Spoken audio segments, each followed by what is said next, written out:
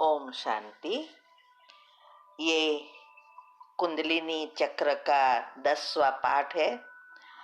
9वें पाठ में हमने 3 चक्र के बारे में समझा कि क्या है, कैसे, कहाँ जुड़ा है और कैसे खुल सकता है। आज हम ये चौथा चक्र अनाहत चक्र के बारे में समझेंगे।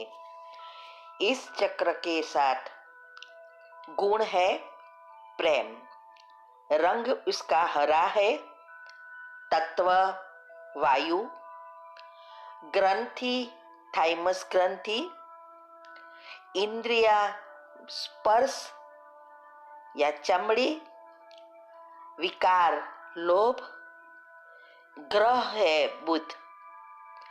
शरीर में हृदय और फेफड़े से जुड़ी है, ब्लड सर्कुलेशन सिस्टम और ब्रीडिंग सिस्टम। इस चक्र के साथ बीमारी जुड़ी है, हार्ट अटैक, हार्ट में छेद, धड़कन बढ़ना, BP, coronary artery disease, blockages, सांसों की बीमारी और हार्ट और फेफड़े के लगती सभी बीमारी इससे जुड़ी है। और ये चक्र सुषुम्ना नाड़ी से जुड़ा है। ये बैलेंस चक्र है, सूक्ष्म और स्थूल दोनों को बैलेंस करता है। नीचे के जो 3 चक्र है, मूलाधार चक्र, स्वाधिष्ठान चक्र और मणिपुर चक्र, ये पृथ्वी से जुड़ा है और मन स्थूल है, स्थूल चीजों से जुड़ा है। और ये जो अनाहत चक्र चौथा, वो बैलेंस चक्र। ऊपर 3 बाकी रहा, विशुद्धा चक्र, आज्ञा चक्र और सहस्त्र चक्र, वो आध्यात्मिकता से जुड़ा है, सूक्ष्म एनर्जी से कनेक्टेड है। और ये चक्र ही परमात्मा की एनर्जी से जुड़ा होता है। हृदय स्थल पर ये एक 10 पंखुड़ियों वाला, ये अनाहत चक्र में आप देखेंगे तो ऊपर की ओर एक त्रिकोण है और नीचे की ओर एक त्रिकोण है। तो ये बताता है ऊपर और नीचे दोनों को कनेक्शन करता है। कहते हैं कि इस चक्र में शक्ति और शिव का वास है, इसीलिए उसको बैलेंस चक्र कहते हैं। 12 दल का कमल है। जब ये चक्र सक्रिय होता है तो एक हम सृजनशील व्यक्ति बन जाते हैं। हर क्षण कुछ ना कुछ नया रचने की सोचते हैं, रचनात्मक माइंड बन जाता है। जब इस चक्र पर पहुंचते हैं तब हम दुनिया से डिटेच हो जाते हैं। निस्वार्थ सेवा, बेहद की सेवा में आगे बढ़ते हैं। इसके सक्रिय होने पर हमारे में से लिप्सा, कपट, हिंसा, चिंता, मोह, दंभ वृत्ति, अविवेक और अहंकार सब समाप्त हो जाते हैं। इस चक्र के जागृत होने से व्यक्ति के भीतर निस्वार्थ प्रेम और संवेदना का जागरण होता है। इसके जागृत होने पर व्यक्ति की समय प्रति समय ज्ञान स्वतः ही प्रकट होने लगता है। अर्थात व्यक्ति के अंदर जैसे जैसे सोचते हैं वैसे वैसे समय प्रति समय उसको टचिंग होती है और सारा ज्ञान भी प्रकट होने लगता है। व्यक्ति अत्यंत आत्मविश्वासीय, सुरक्षित, चारित्र्य रूप से भी जिम्मेदार एवं भावनात्मक रूप से संतुलित व्यक्तित्व बन जाता है। व्यक्ति अत्यंत हितैषी एवं बिना किसी स्वार्थ के मानवता प्रेमी एवं सर्वप्रिय बन जाता है। साक्षी दृष्टा बनना अर्थात ये बैलेंस चक्र रखना, माना ये जो सुषुम्ना नाड़ी है वो खुलती है जब हम साक्षी दृष्टा बन जाते हैं। इसीलिए परमात्मा आके भी यही सिखाते हैं कि कोई भी कर्म की भोगना आए तो वो आपका पास्ट कर्म है, अभी नया कर्म कैसा बनाना है वो हमारे हाथ में है। ये परमात्मा सिखाते हैं कि कैसे हम एनर्जी को परिवर्तन कर सकते हैं, नेगेटिव को पॉजिटिव में बनाकर पुण्य कर्म भी बना सकते हैं। तो ये अनाहत चक्र बहुत महत्व का चक्र है। अनाहत चक्र जागृत होते ही व्यक्ति को बहुत सारी सिद्धियां मिलती है। सुषुम्ना नाड़ी एक्टिवेट हो जाती है, व्यक्ति को ब्रह्मांडीय ऊर्जा से डायरेक्ट शक्ति प्राप्त होती है। यहाँ तक कि यह चक्र जागृत हो जाए तो व्यक्ति सूक्ष्म रूप ले सकता है, माना विजुअलाइजिंग पावर भी उसका बढ़ जाता है और शरीर त्यागने की शक्ति प्राप्त हो जाती है, आनंद प्राप्त होता है, श्रद्धा प्रेम जागृत होता है, वायु तत्व से संबंधित सिद्धियां भी प्राप्त हो जाती है, योग शक्ति प्राप्त होती है। ये है अनाहत चक्र के फायदे। अभी हम पांचवा चक्र के बारे में समझेंगे, वो है विशुद्धा चक्र।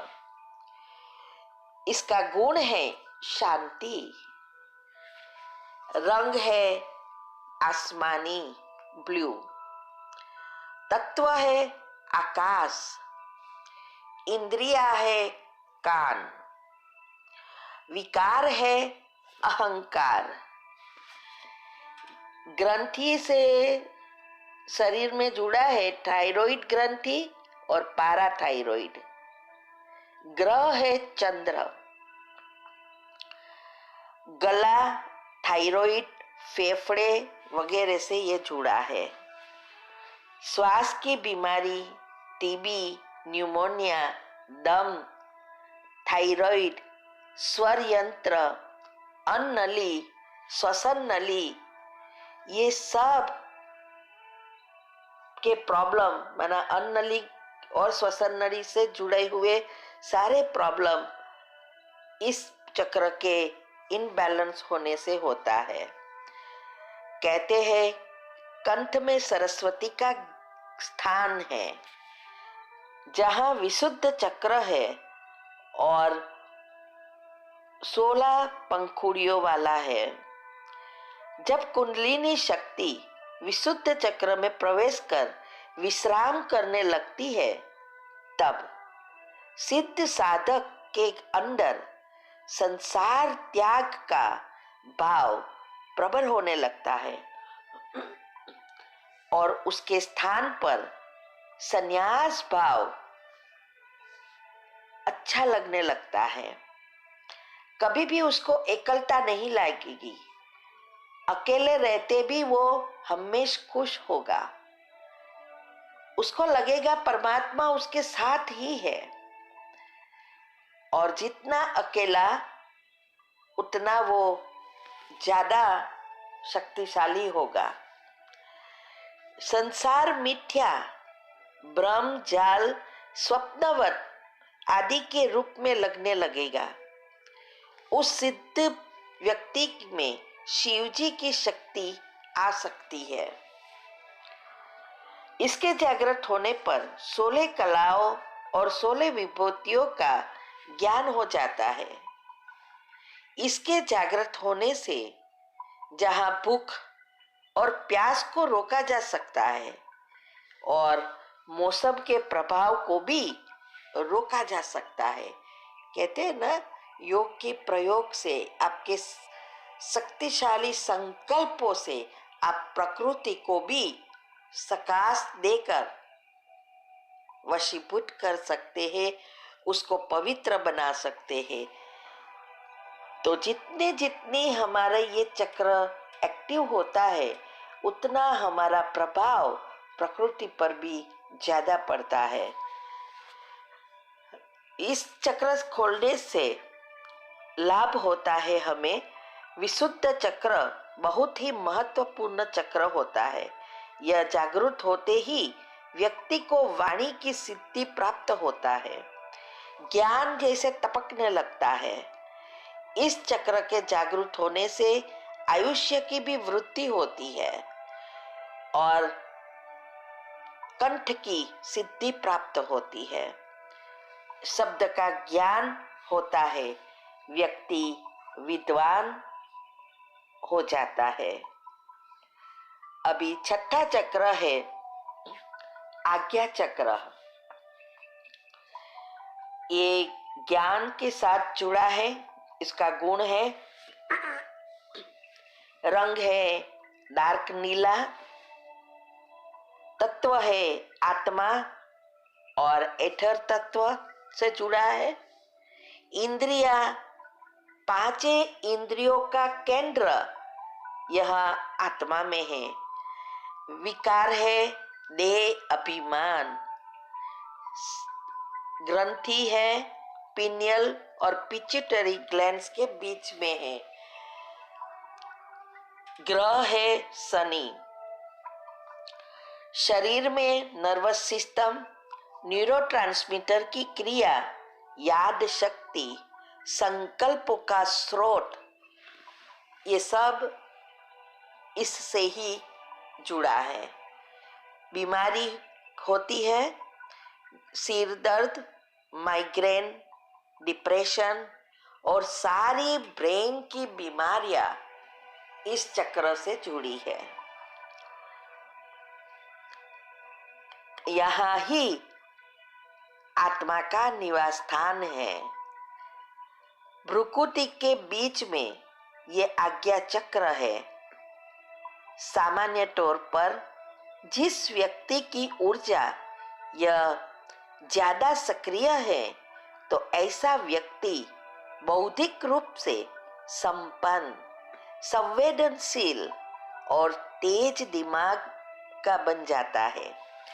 बुद्धि दिव्य बन जाती है, लेकिन वह सब कुछ जानने के बावजूद भी मौन रहता है। इस बौद्धिक सिद्धि कहते हैं।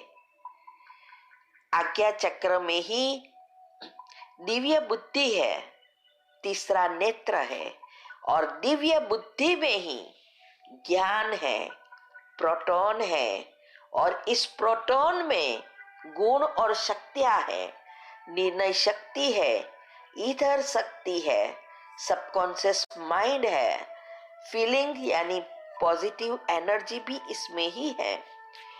जैसे वाटर में पार्टिकल्स में मेमोरी है और उसमें जो भी संकल्प कर एनर्जी भरने से वही होगा जो आपने संकल्प कर एनर्जी प्रवाहित की। ऐसे ही दिव्य बुद्धि के किरणों के अंदर भी मेमोरी है, वही आप परमात्मा से कनेक्ट करती है। जैसे कि मैग्नेट कैसे कनेक्ट करता है, वैसे ये दिव्य बुद्धि भी वो परमात्मा से इजीली कनेक्ट करती है। इस चक्र में सब कुछ भरा है, लेकिन मर्ज है।